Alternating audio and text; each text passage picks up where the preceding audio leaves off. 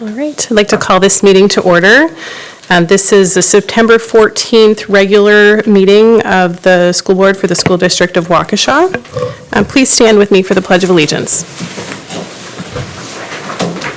I pledge allegiance to the flag of the United States of America and to the republic for which it stands, one nation, under God, indivisible, with liberty and justice for all. Sue, would you take the roll call, please? Mark Borowski. Here. Corey Montiel. Here. Carrie Kozlowski. Here. Markel Moore. Here. Joseph Como. Here. Patrick McCaffrey. Here. Anthony Zenobia. Here. Karen Robertson. Here. Kelly Piasek. Here. And Sue, has the meeting been properly posted? Yes, it has. Thank you. All right, we do not have bright lights tonight, but we do have some VIP introductions tonight, so I'll have Mrs. Thede introduce our new administrators.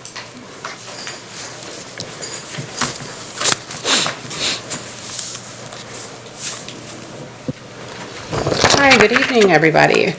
So this evening, I'd like to introduce two administrators that were hired last month. So here tonight, we have Tom Shalmo, who is the principal at North. You can stand. And then Brian Groshik, who is the assistant principal at South. So Brian is a former social studies teacher from Union Grove High School. He excels at communicating with all stakeholders. He is a student-centered, reflective listener who has experience with safety protocols, team teaching, and curriculum design. He is excited to be part of the South administrative team. And then Mr. Tom Shalmo, the principal at North, has been a high school principal since 2014 at two charter schools in Milwaukee, most recently at Milwaukee Academy of Science. He is a data-driven leader who has a focus on academic results. Tom models a positive school culture and values stakeholder input.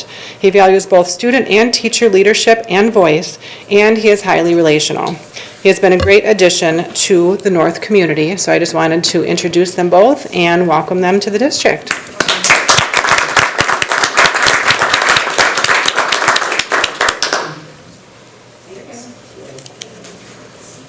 Welcome. Thank you.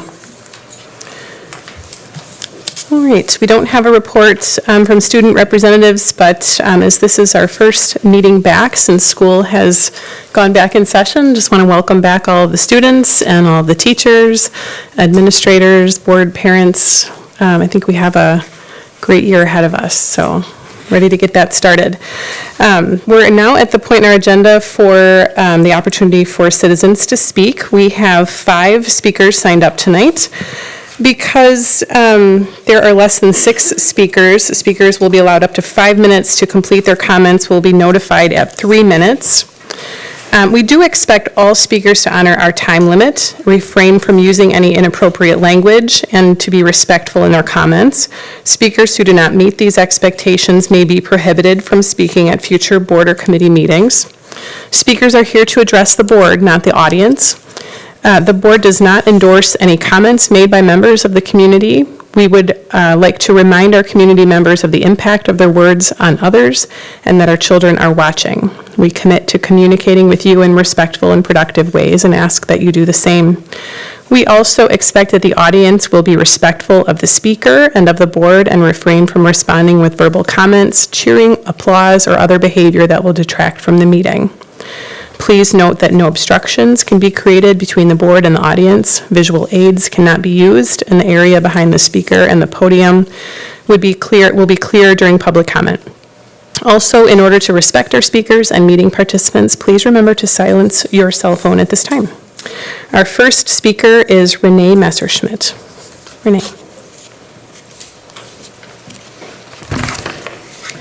Good evening. My name is Renee Messerschmidt. I'm a parent of 3 children, one being at the merged Hadfield. Upper administration promised robust learning for this new school. 3 new learning programs have been added: writing, math, and social studies.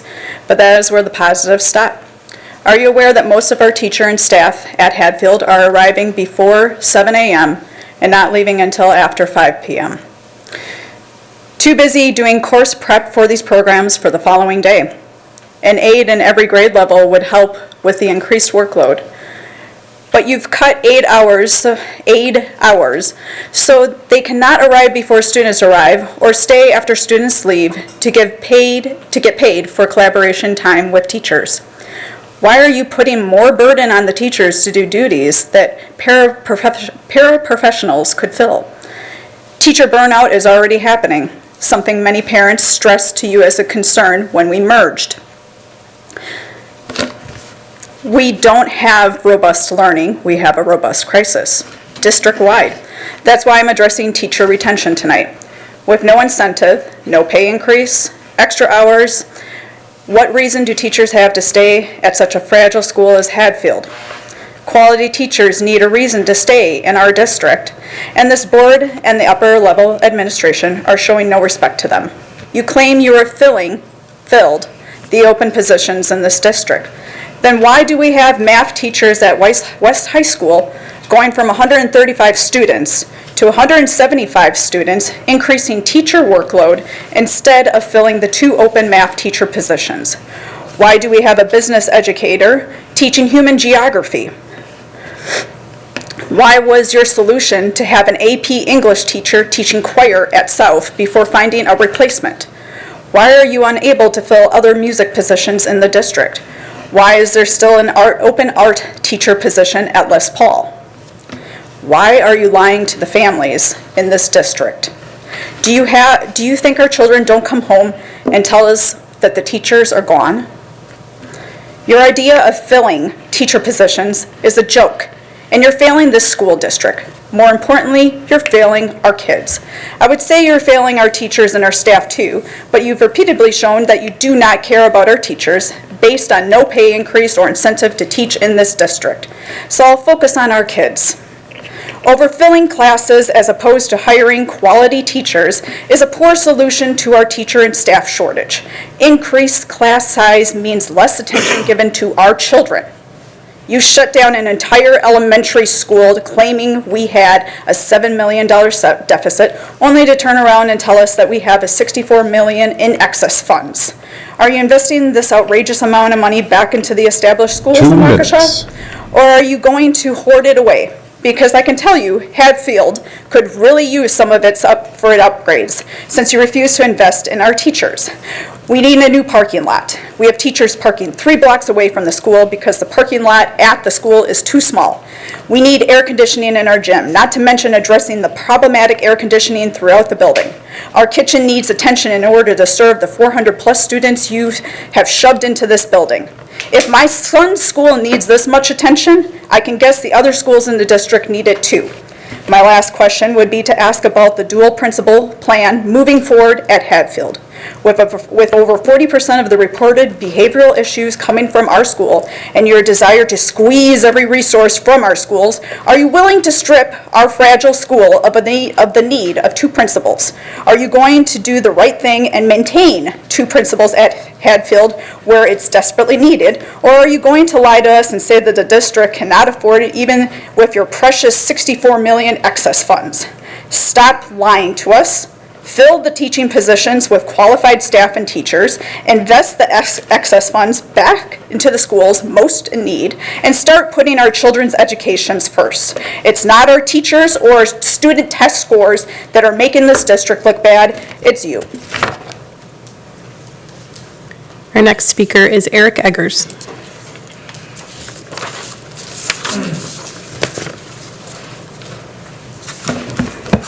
As the new school year gets underway, I just want to use my parental voice to list a few things that I hope to see this board and administration address to make this district's schools best serve all those who hold a stake in its success. I want our students, nurtured and encouraged by our talented and devoted school staff, to enjoy increased academic proficiency. With proper support of said staff, I am confident we'll achieve those desired outcomes as the effects of the pandemic lockdown dissipate. I want our kids to have access to frank and enlightening discussions and information on challenging topics, which more often than not the children are eager to engage.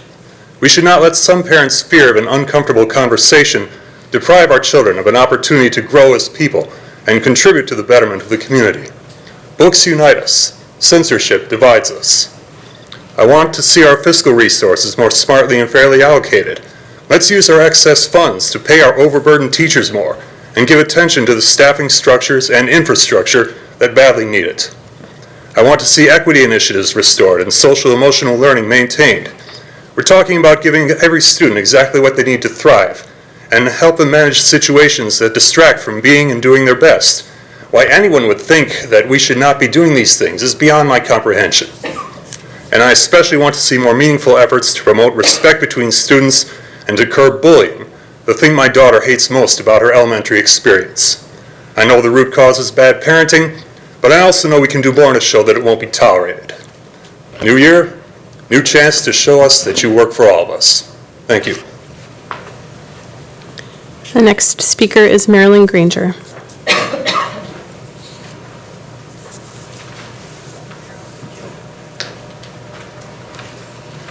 Hello. Thank you for this opportunity. I happened to go to a movie at the GOP last night on Pearl Street, and it was a very opportune time, waiting for Superman. But the film illustrated the problem of how American public schools are failing children, as it explicitly describes many public schools as dropout factories, in which over 40% of students do not graduate on time. We know these percentages are accurate and they apply to the Wisconsin schools too. And strangely enough, at the same time last night, Owen Robinson had a piece in the Freeman which addresses the whole thing, how we have to raise up math scores, reading scores. We have to do those things to help the students so that they can go on to college or technical college. But if you can't read, you're not going anyplace. Knowledge is king. So I'd like to see what our goals are for raising our math percentages and studies like that. I think it's more important to focus on the 3 R's the way schools always did, because they are really important.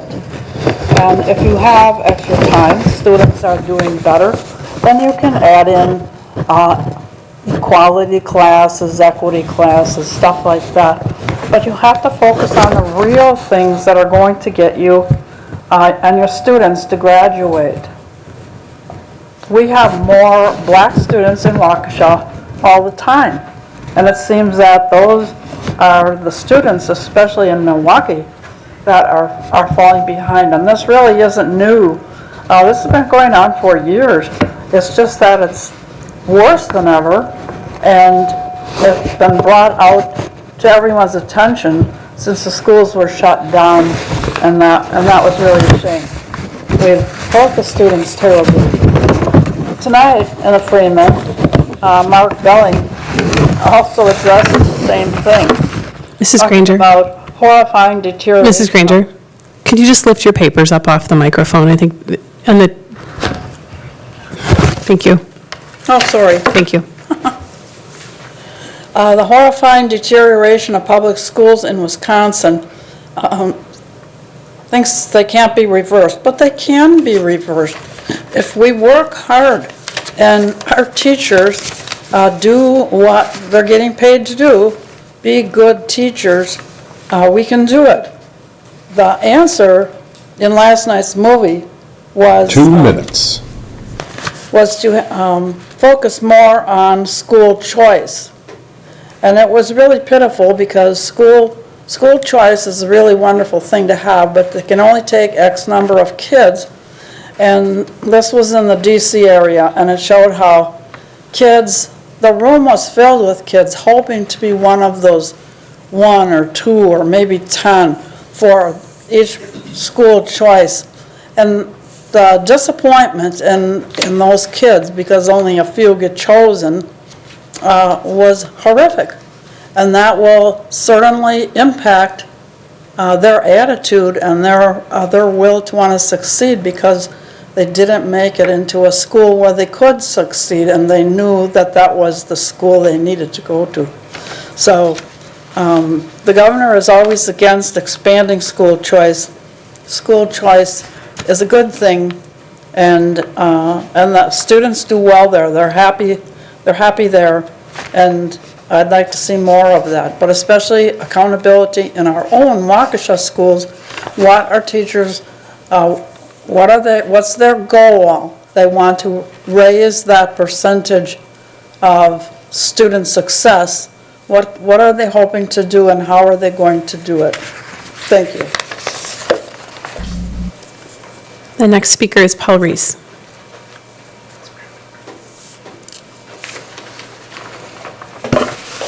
Good evening. A little history on where education, as I see where it's come from, is you take back to when they brought sex ed into education, and they said that this was going to be done so that we would reduce teenage pregnancy. This was our goal. We were to introduce this, and this is what it was going to be about. And that pretense isn't even hidden behind anymore. It was a complete failure. We've had other things like whole language. We're going to increase literacy. We'll introduce whole language. Failure. New math. Failure. So what's our next step? Is mental health. We're going to hand the mental health of our students over to bureaucrats in schools who really don't know what I think they're doing here. I walked through West for the first time and with my wife, and I had a problem with some of the signs I was seeing in the school. And the one that jumped out at me was, "It's okay not to be okay." And I have a problem with that. Who says that? What's when it's not okay to not be okay? And I don't know if you know the difference between translation and interpretation, but I'm going to give you an interpretation of that runs parallel. And it's also a Jack Nicholson movie with the name of one. What if this is as good as it gets? Eventually not being okay isn't going to be okay. And when your life is so short, that your time frame is so short, your point of reference, that 6 months may feel like a lifetime to you of not feeling okay. And then what? You haven't done much. See, there's something missing in these phrases. And when I read them, there was something missing that anyone who has anything to do with mental health should know that it's missing. And I'll give you a hint. There's Bill W. Alcoholics Anonymous has some sayings in it. And one of them is, "This too shall pass." And I just came up with another one, my own, "The best is yet to come." These things have hope in them. The other things have no hope. They offer no hope. You're where you are and you're at where you're at. And this is how we approach mental health with our students, and this is a lot of what I think is a problem with education today, is there is no hope in it. And I'm just, my doctorate degree is in machining, so what do I know here? But when I walk through there, all I see is a hopeless sign and a hopeless move forward. And even the best is yet to come, because it always is. High school is not the end-all be-all. The best is always yet to come. I've had the best summer of my life this summer. It is always the best is yet to come. And it is not getting stuck. And sometimes when we go through things as a kid, and you're going on a date or something like that, and you got this pimple that just won't do, and you think it's the end of the world, trust me, it's one of the things you have to go through to get to the other side, because someday you may have 3 kids and get laid off from your job and really have to go through something. So we have to go through those things, and we have to offer hope, and not that just this is what it is. So anyways, thanks. The final speaker tonight is Stacy Keene.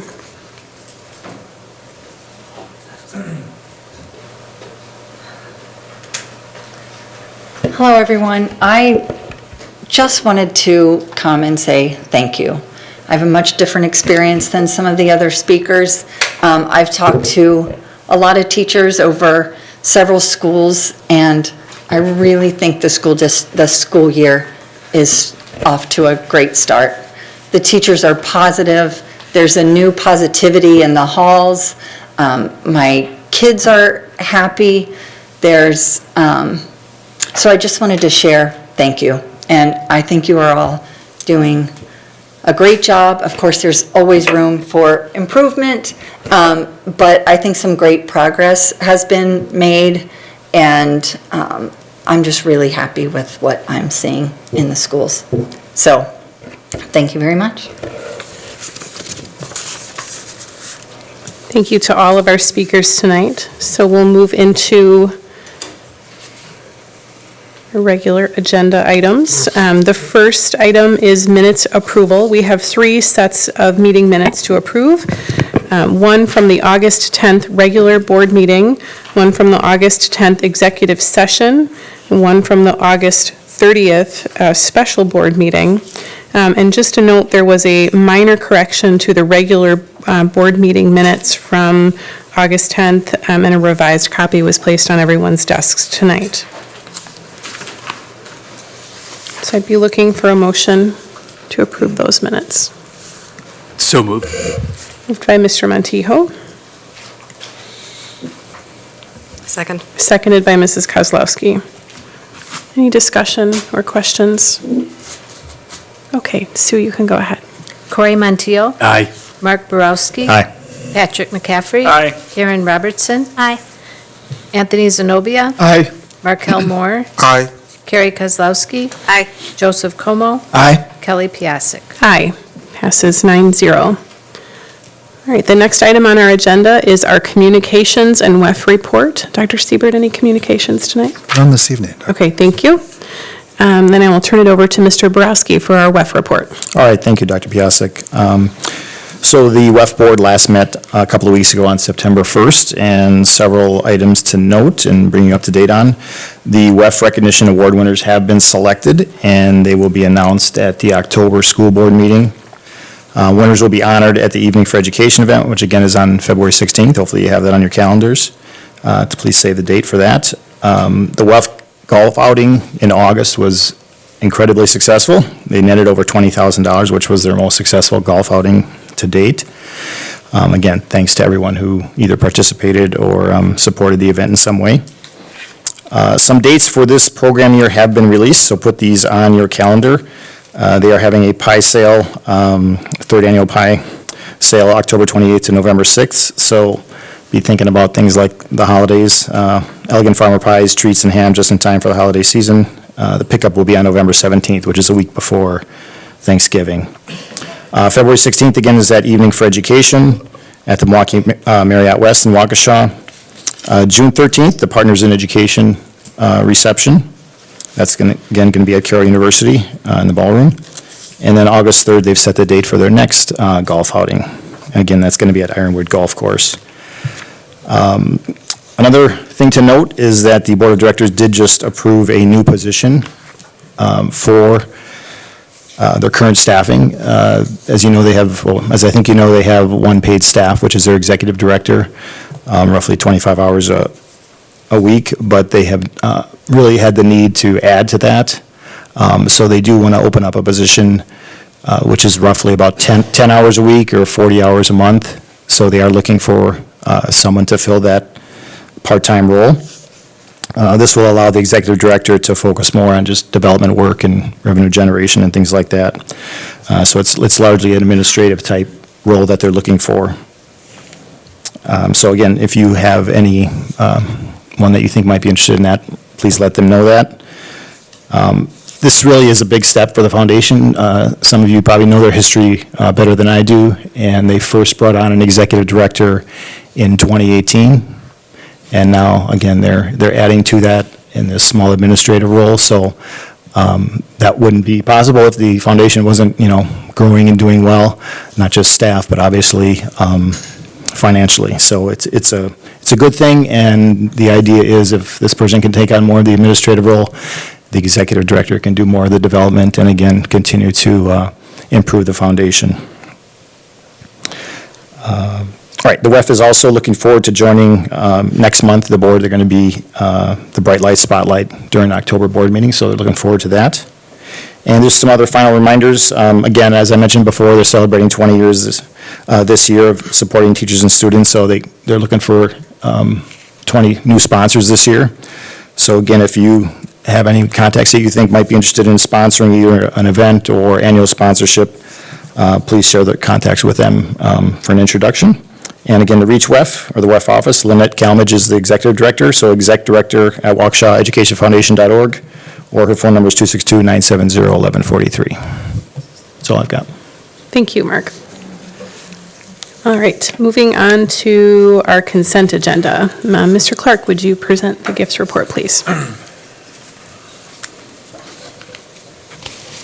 Yeah, we have 3 gifts tonight. Waukesha South Robotics received $2,000 from Dematic Corp. in Grand Rapids, Michigan. Waukesha South Tennis Program received $500 from S&G Partnership. And Waukesha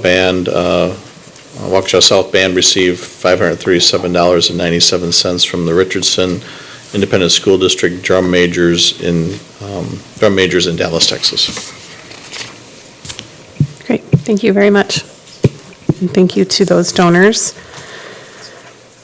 All right, as a reminder, your agenda includes various categories for approval. If any board member wishes to have any item set aside for separate consideration, you'll have that opportunity. There were no expulsions this month. We do have included under policies and bylaws, policy 3430.01 and 4430.01, family and medical leave of absence. And so at this time, if any board member wishes to have an item set aside for separate consideration, please indicate as such. Seeing nothing, Mrs. Robertson, would you please present the consent agenda for approval? Yes, thank you, Mrs. President. Earlier this evening, the Human Resources and Compensation Committee approved of 2 resignations, 1 leave of absence, and 7 new or continuing contracts. The information was provided in your packet, and an addendum was placed on your desk. I move that the consent agenda be approved as amended. Second. Seconded by Mr. McCaffrey. Any questions, comments, or discussion? Okay, Sue, please go ahead. Carrie Kozlowski. Aye. Erin Robertson. Aye. Corey Montiel. Aye. Patrick McCaffrey. Aye. Joseph Como. Aye. Mark Borowski. Aye. Anthony Zenobia. Aye. Markel Moore. Aye. Kelly Piasek. Aye, passes 9-0. And moving on to our superintendent's report. Dr. Siebert. All right, thank you, Dr. Piasek. Just a couple of items for the board this evening. First, in recognition to all of our School District of Waukesha stakeholders for a superb start to the 22-23 school year. The buildings look absolutely wonderful. Our custodial and maintenance crews did just an amazing job. And there's just a tremendous amount of joy and energy among the kids and the staff, which has been tremendous to see. I also want to say thank you to all of our parents who entrust us with their children, and it certainly is our privilege to have the opportunity to serve them. Second, I'd like to share some unfortunate news that former board member, Dr. Ellen Langell, passed away on August 16th. Ellen was appointed to the board in 2003 and served until 2016. Teaching, sharing, and preserving history were some of her greatest passions, and Ellen taught history for 9 years at Carroll University, 7 years at UW-Waukesha, and over 20 years at UW-Milwaukee. Passionate about education, women's rights, and community service, Ellen was an active board member and president of many community enrichment organizations over 4 decades. Dedicating her time and energy to organizations with missions that were close to her heart, Ellen served on the Waukesha United Way, the Waukesha School Board, the Women and Girls Fund of Waukesha County, the Waukesha Women's Center, the Ideal Club of Waukesha, to name a few, and she was also a founding member and former president of the Waukesha Education Foundation. A gathering in honor and memory of Ellen will be held from 5 to 7 p.m. on Thursday, September 29th at the Southminster Presbyterian Church on 200 Richard Street in Waukesha, and I know we all wish her family very well, and may she rest in peace. So that concludes my report, Dr. Piasek. Thank you, Dr. Siebert. I'm sorry to hear that news. All right, well, now we transition into our committee reports, and our first committee tonight is Finance and Facilities, presented by Mr. Como. Thank you, Mrs. President. Tonight we have 2 action items, and I believe 4 discussion and information items. The first action item is the approval of the key performance indicators. The committee was presented with a revised version of the key performance indicators for operations and finance on Monday. The committee approved the key performance indicators as presented, and I so move. Second. Seconded by Mr. McCaffrey. Any discussion? Okay, Sue? Anthony Zenobia. Aye. Patrick McCaffrey. Aye. Carrie Kozlowski. Aye. Markel Moore. Aye. Mark Borowski. Aye. Joseph Como. Aye. Corey Montiel. Aye. Karen Robertson. Aye. Kelly Piasek. Aye, passes 9-0. Thank you. Moving on to our second action item is the approval of the heating, ventilation, and air conditioning project. The committee discussed the Phase 1 and 2 of the design assisting contractor RFP results. Total Mechanical came in with the strongest proposal. The estimated cost of the current Phase 1 scope of work is between $5.5 million and $6 million. Based on the final design, the administration will complete a third RFP to determine the equipment and materials costs and the final scope and budget amount.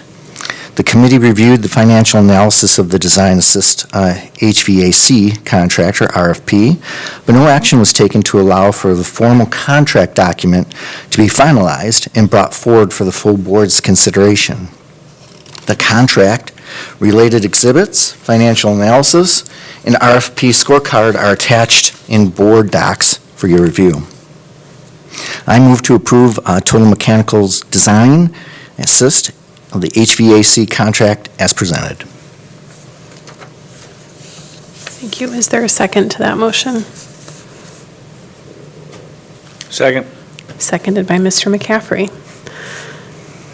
We do have an opportunity for discussion or questions, if there are any. Mr. Como? I thought we'd get started by asking Mr. Wiebelhaus, Kurt Wiebelhaus, to come forward from Building Solutions and kind of take us through the process, Kurt, if you wish, and then, you're given a charge on Monday, and if you could just kind of let us know what you came up with from that. Absolutely. Again, my name is Kurt Wiebelhaus. I've seen many of you around. I've been part of the referendum project as your owner's rep, really being your advocate for projects, the referendum project, and I was asked to help you with the HVAC projects. The process started back in 2020 when the district had Ring Du Chateau hired to be the HVAC to look at the COVID response for HVAC.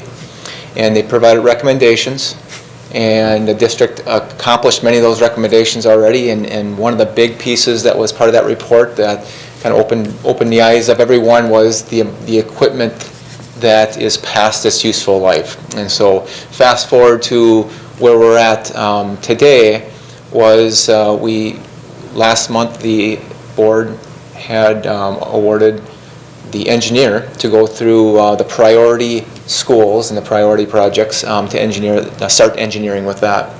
And then the next step in the process was to put an RFP out for the design assist contractor.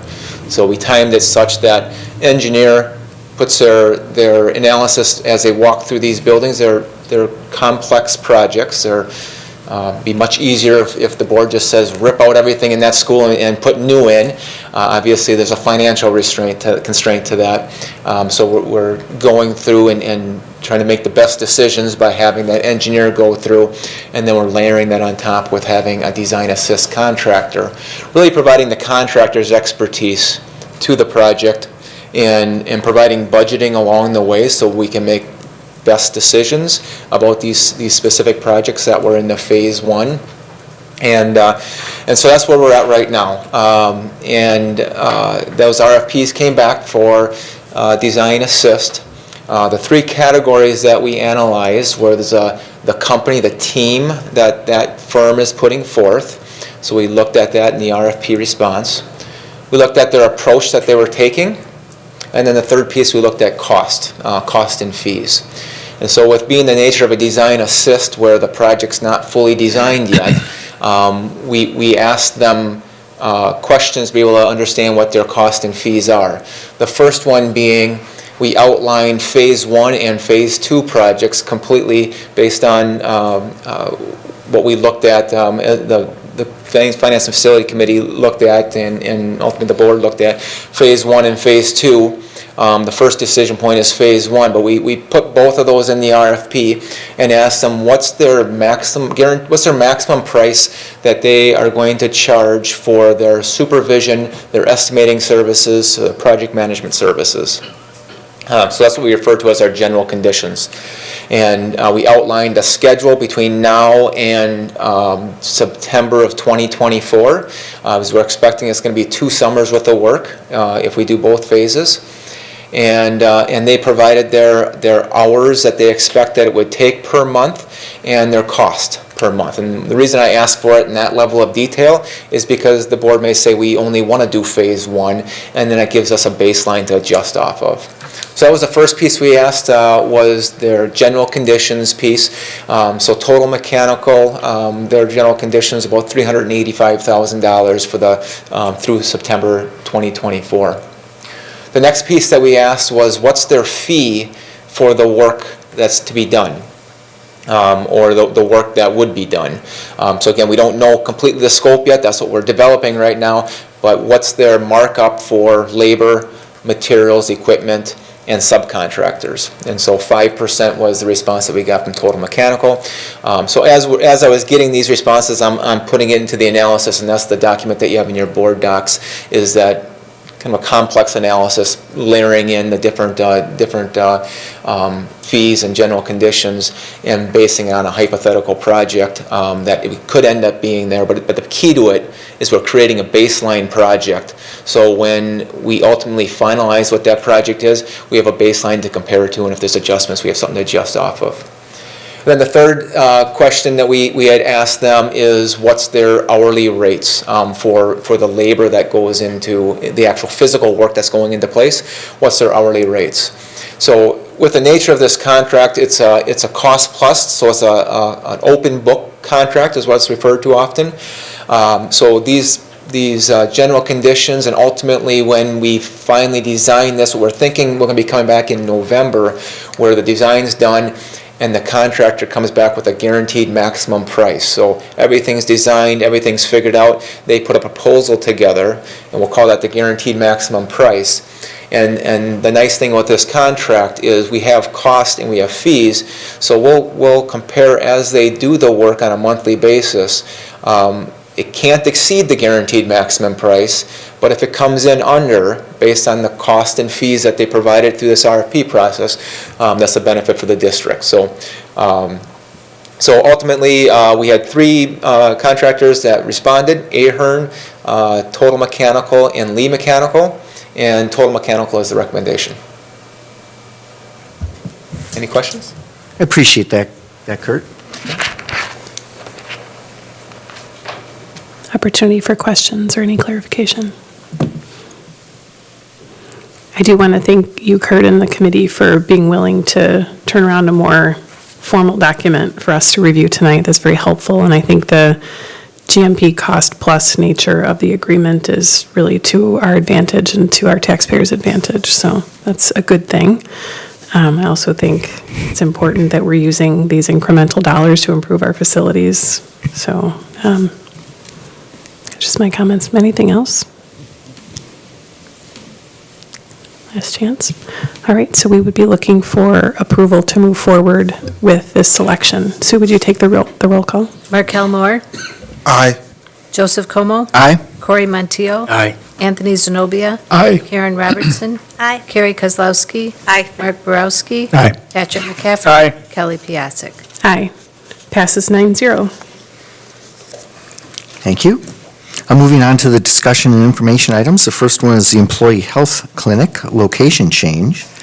The administration is recommending that the Employee Health Clinic Waukesha location be relocated from Waukesha Memorial Hospital to Pro Health Care's new facility on Sunset Avenue. The location will provide staff quicker and easier access to the clinic services. The move would occur by the end of the calendar year of 2022. The Brookfield site will remain the second clinic location. No action is needed tonight since the change does not vary from the number of clinics that was included in the board's original approval of the Employee Health Clinic agreement, and that was 2 locations.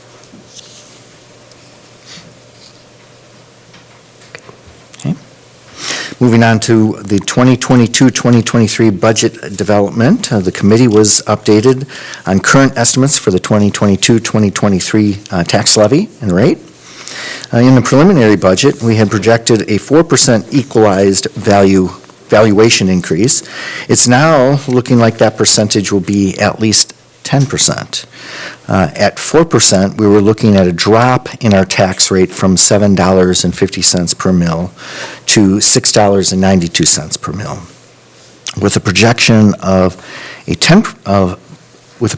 10%, our new tax rate would be $6.55 per mil, a decrease of 95 cents from the prior year based on the assumptions used to develop the preliminary budget. Any questions or comments? The monthly budget report, revenues and expenditures are within the budget limits for both the general and special education funds. The district is operating with our approved budget in all other funds as well.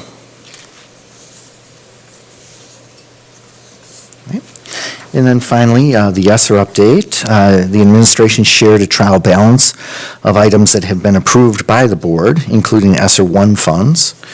We have added preliminary HVAC expenditures, assuming the contract is approved.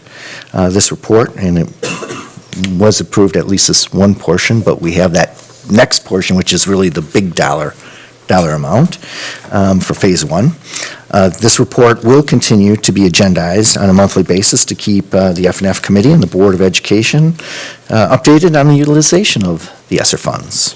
And Mrs. President, that concludes my report unless there's any questions on that last item. Comments? All right. Thank you, Mr. Como. Moving on next to the Teaching and Learning Committee, and that update will be presented by Mr. Zenobia. Thank you, Dr. Piasek. Our last Teaching and Learning Committee meeting was held on Tuesday, September 6th, and we have 3 discussion information items tonight. The first of which is the Reading State Statute and Educational Process Goals. Michelle Yao, our Director of Elementary Learning, provided the required annual update, which is Wisconsin Statute 118.40, 2R and 2X, which states an appropriate, valid, and reliable assessment of literacy fundamentals selected by the board or the operator of each charter school shall be administered annually to each student enrolled in 4-year-old kindergarten through 2nd grade. To meet this requirement, the school district of Waukesha uses PALS, or Phonological Awareness Literacy Screening, and also MAP, which is Measures of Academic Progress. Both are being added to the timeline of reporting results to the board upon student completion of these early literacy assessments.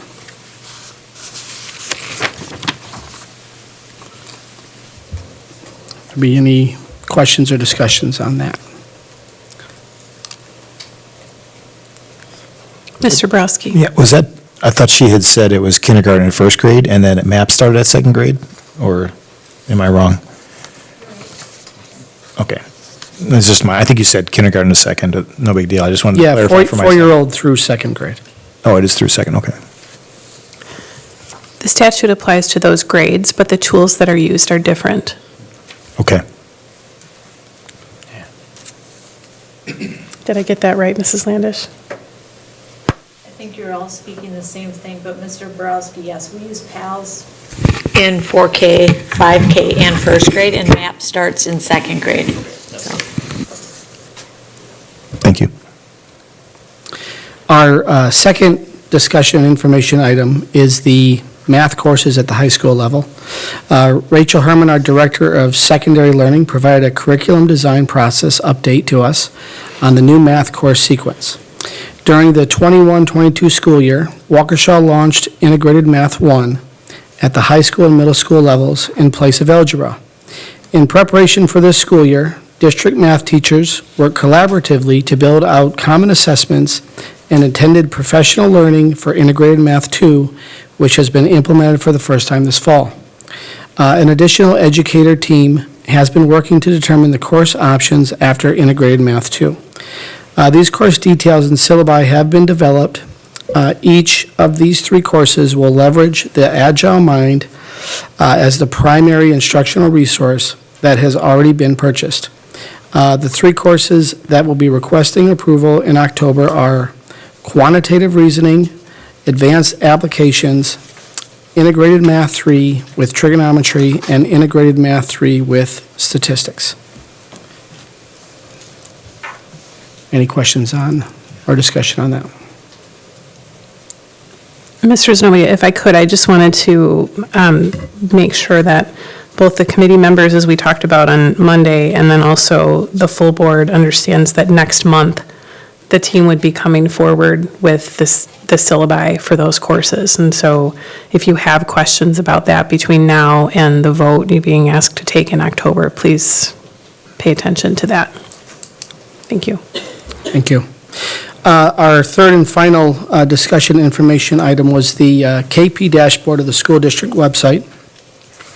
The key performance indicators for teaching and learning, student engagement, parent satisfaction, employee satisfaction, and engagement were approved at the August 2022 board meeting. The board has requested that this data on these various KPIs be made public and updated as new information is available. A dashboard has been created for the district website, and a reporting timeline has been drafted since data on each indicator will become available at different times. Special thank you out to Mary Jo King, our communications specialist, and Jen Jennerman, our instructional data specialist, for making these visible to our district website, or on our district website. Any discussion of that item? Okay. All right, that concludes the report for this evening. Our next meeting will be Tuesday, October 4th at 6 p.m. here in the boardroom. Thank you. Thank you. All right, our next committee report is the Student Services Committee, presented by Mr. McCaffrey. Thank you, Madam President. The last Student Services Committee meeting was held on August 16th, 2022. We had one action item on the agenda. That action item was the approval of the at-risk identification plan for the 2022-2023 school year.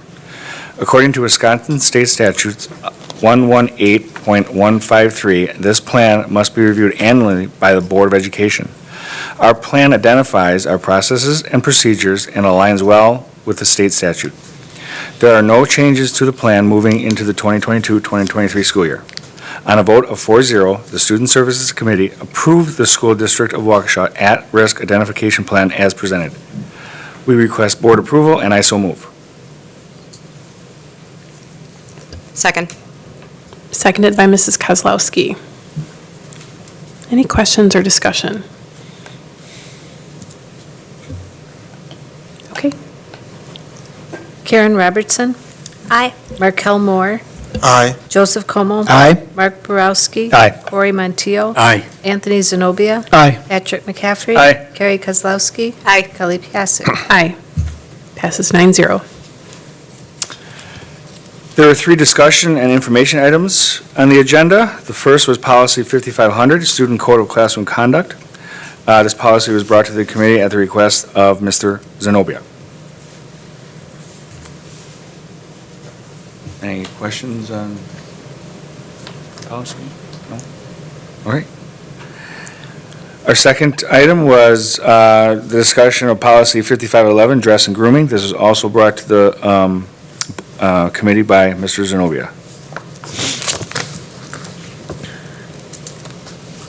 And our third and final discussion item was an update to the school safety review. On August 18th, Dr. Cook will hold a meeting with school resource officers, representative school administrators, City of Waukesha Police, and fire officials, and Waukesha County Sheriff deputies to discuss district safety as we begin the 2022-2023 school year.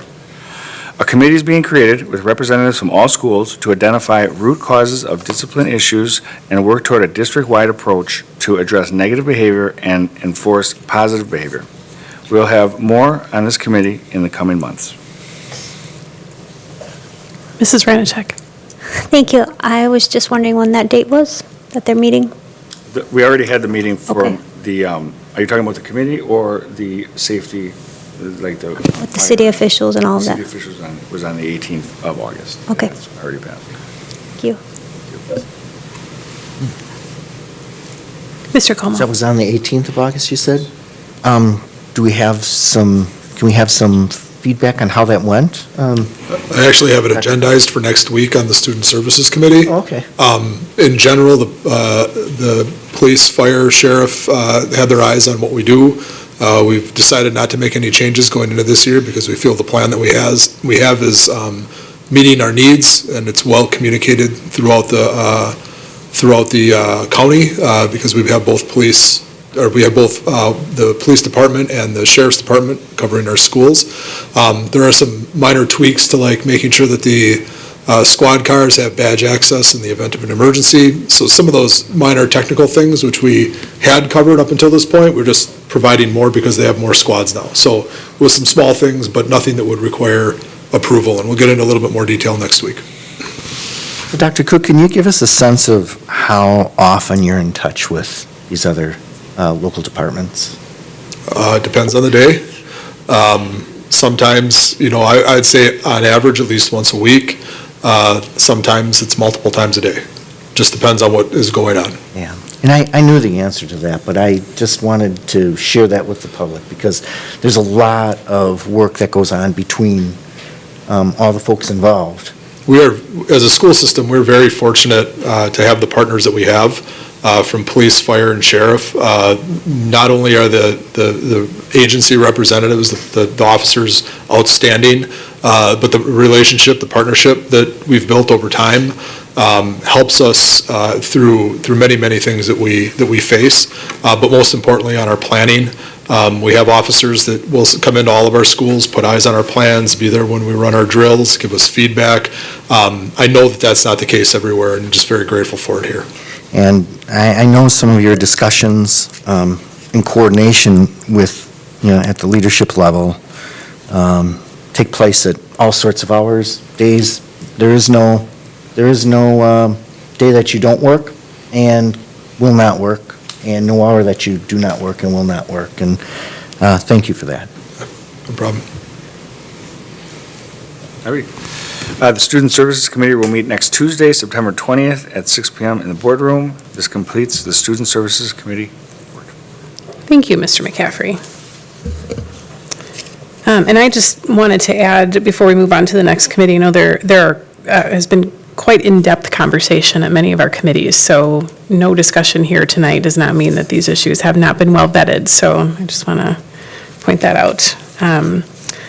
Next up, Human Resources. Mrs. Robertson, anything else? Mrs. President, we have no action or discussion items on the agenda this evening. Thank you. And then finally, our Policy Committee. Mr. Montijo? Madam President, there's no action items or discussion or information items. We have not met. We will meet.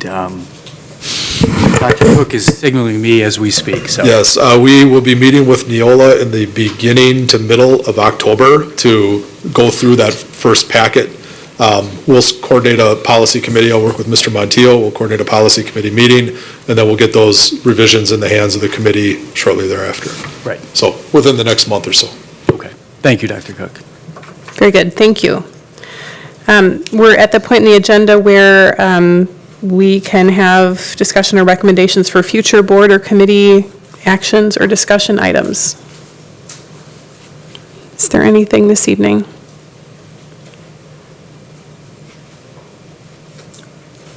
Okay. All right. We do have a need for executive session tonight. Would somebody be willing to motion us into executive session? Mrs. Kozlowski. I motion to adjourn to executive session pursuant to Wisconsin statutes 19.85, parent 1, parent E, for deliberating or negotiating the purchasing of public properties, the investing of public funds, or conducting other specified public business whenever competitive or bargaining reasons require a closed-door session, sale of district properties. Second. Seconded by Mr. McCaffrey. Okay, Sue. Joseph Como? Aye. Corey Montijo? Aye. Mark Borowski? Aye. Carrie Kozlowski? Aye. Patrick McCaffrey? Aye. Karen Robertson? Aye. Markel Moore? Aye. Anthony Zenobia? Aye. Kelly Piasek? Aye. Passes 9-0, and that concludes our regular meeting. Thank you.